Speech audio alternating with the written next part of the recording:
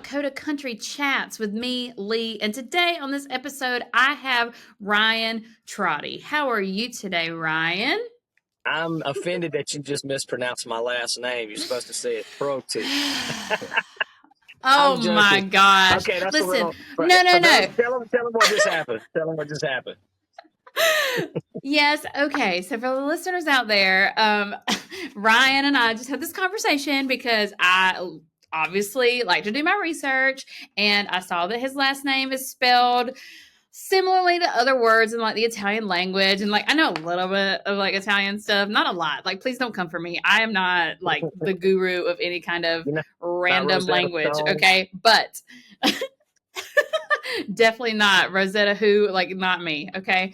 But yeah, so if I were to pronounce this in Italian, it would be Trotti, or like kind of the similar way in Spanish because they're both like romantic languages, okay? But either way, it's not that. Trotti is the way of the game for sure. And I do want to say, like, I'm excited that we're finally talking and I'll explain a little bit of that last story. Explain to the listeners why we had to reschedule it last week, and then I'll kind of go into that. Well, I mean, you got in that bar fight and got cut in the eye, and then had to cancel on me. So I was like, well, you know, street cred is street cred. I genuinely wish it was something cool like that. Like, I really wish something happened where I like sliced my eyeball open with like a box cutter. Actually, that sounds terrifying. Maybe not. No, listeners out there, I cut my eyeball. Yeah, no, I cut my eyeball open with a it was like my desk calendar at work. Like, I was ripping pages off, and then like, yeah, it just, I don't even know. It was terrifying, and then it healed like overnight. Go figure. Who cares? But yeah, much better today. So I think you did it for the gram. I mean, there's some rumors going around that you did it for the gram. So I don't know. You're so funny to say that, because you are not the only one who's like called me out on that, who said that I was going for, you know, whatever likes or whatever. No, it's not true. No. Nobody goes with an eye patch that big if they're just going for likes. That one thing was huge. I thought you like poke out your entire eye. Like, oh my God. I was like, this is a serious injury. I swear that's what it felt like. Yeah, I swear that's what it felt like. I was dying.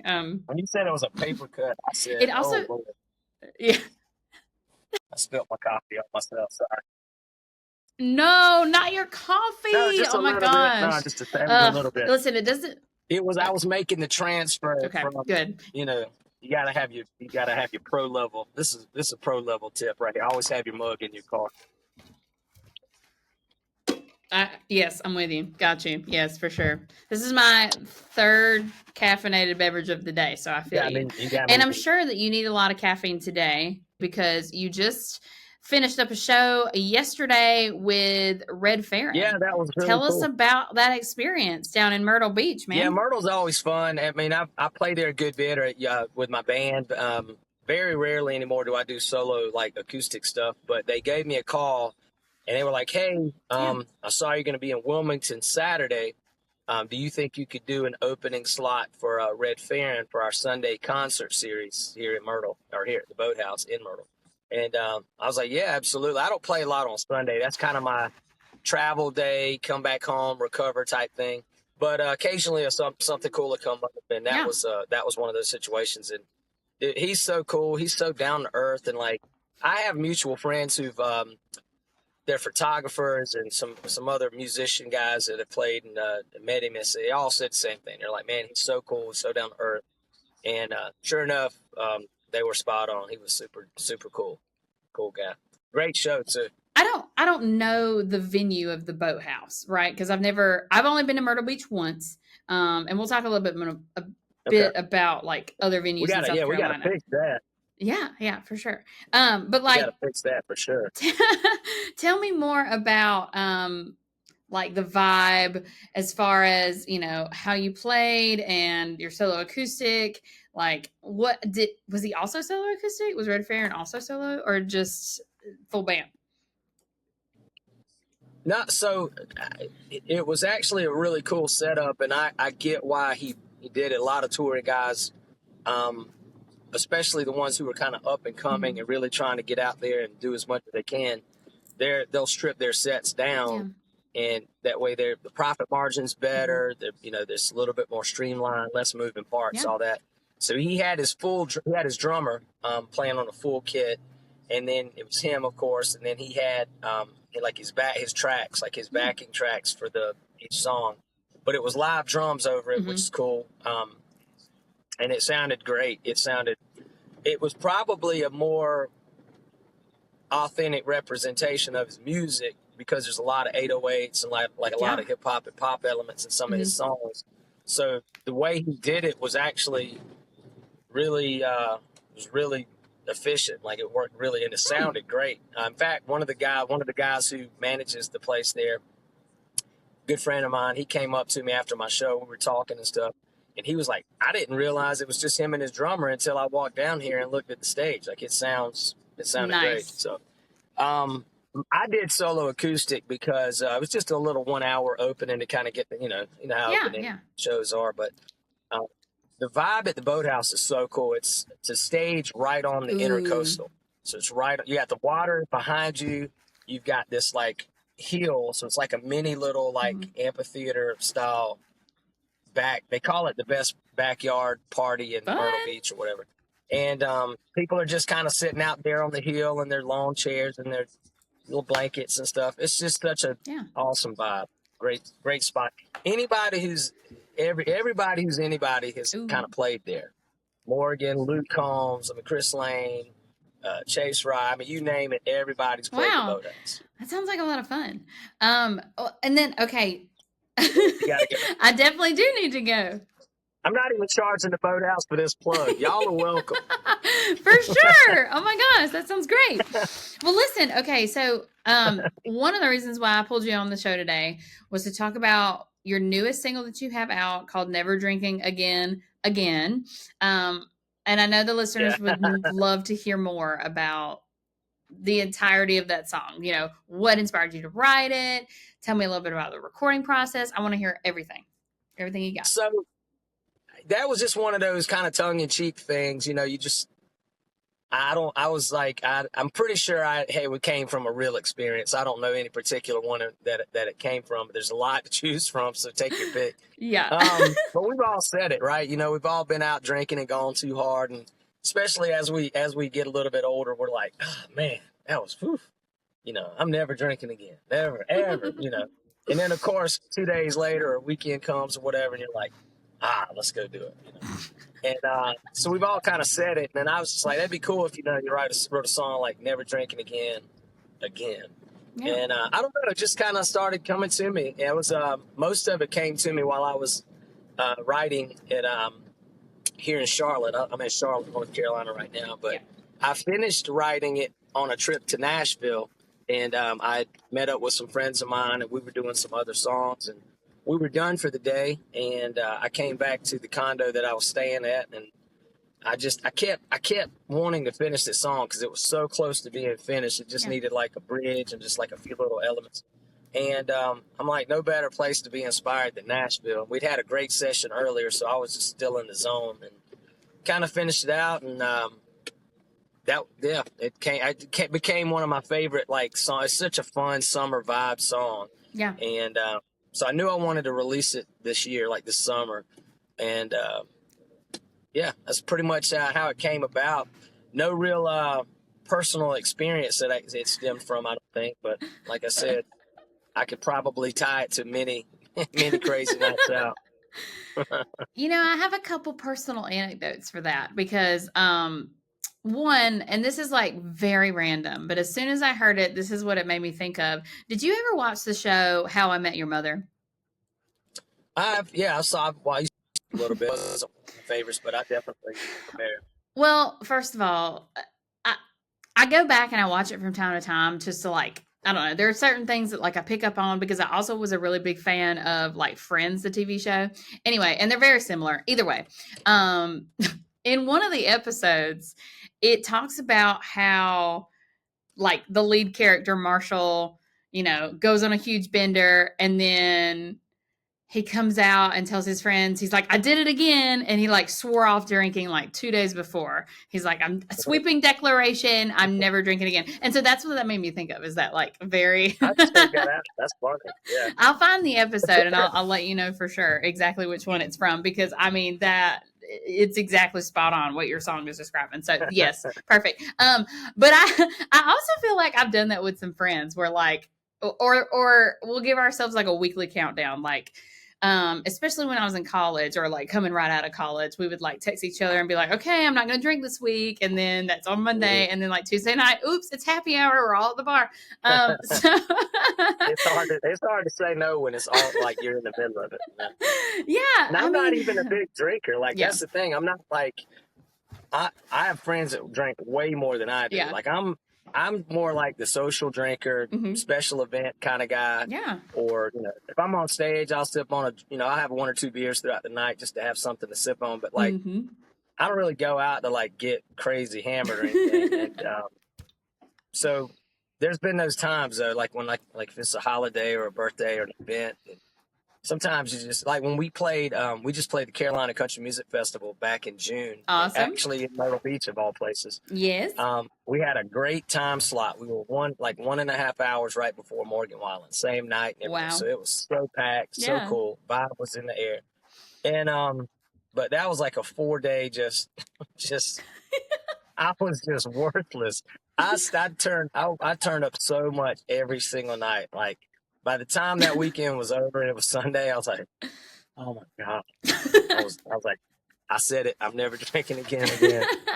Well, okay. So I was actually going to bring up Carolina Country Music Fest because I want to say that I've seen you like maybe on a list, maybe like from a previous year, like 2019, maybe? Is that what it was? 2019, yeah. Yeah, okay. So let's talk about the difference between your 2019 experience and then the one you just had in June. And let's like compare. Well, the weather.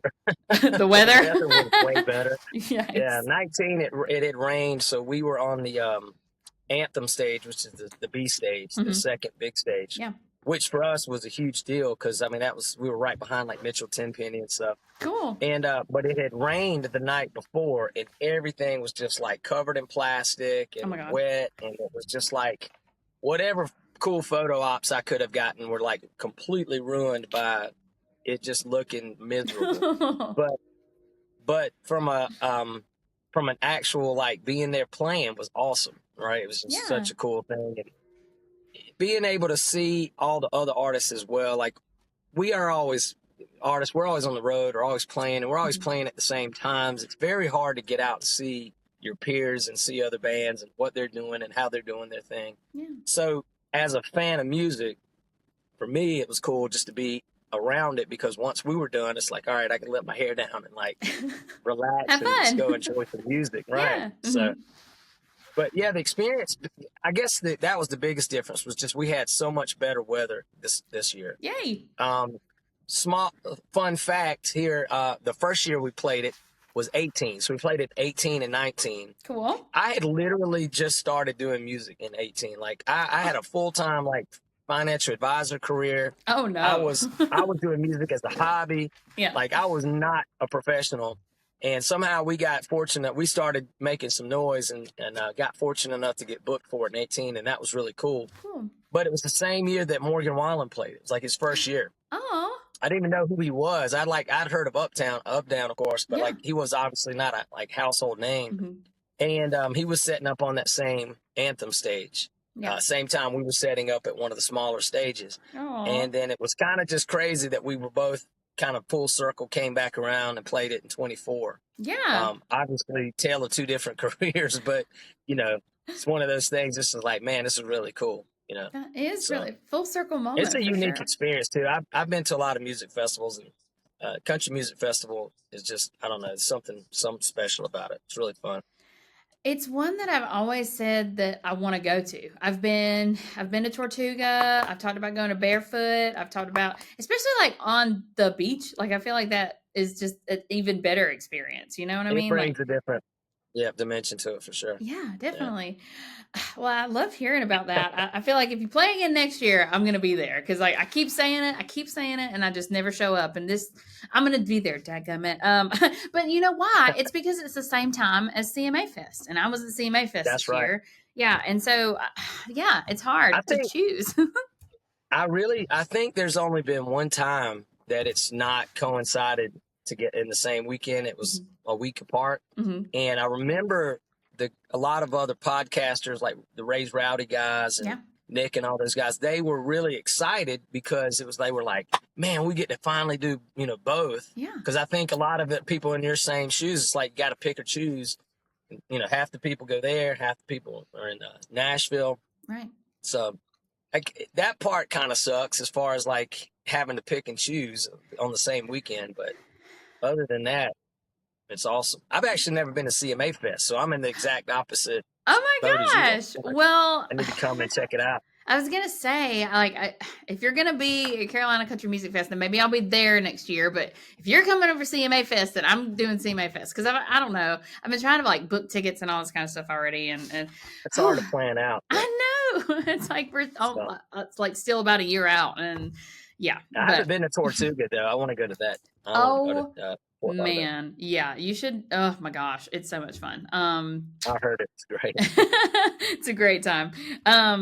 Well, okay, and then I got very off topic because I was talking to you about your single, and I wanted to bring it back to a little bit more. Sorry, yeah. I wanted to bring it back to a little bit more of your music. There was another one that I was just listening to before we started the episode, and it's called No U-Turn. Yeah, I'd love to know a little bit about that one too, just because I think I'm going to be like a little bit of a music teacher here. I think like the music quality on both of these songs are so different, but they sound very similar, but yet like your vocal quality on both is very different for me too. Like I love both, don't get me wrong, but like for some reason, No U-Turns, plural, maybe. No U-Turn. Okay. Yeah. The vocal quality on that like really stood out to me. Like is like, dang, that's good. So go for it. Tell me about it. So I'm dropping four songs this year.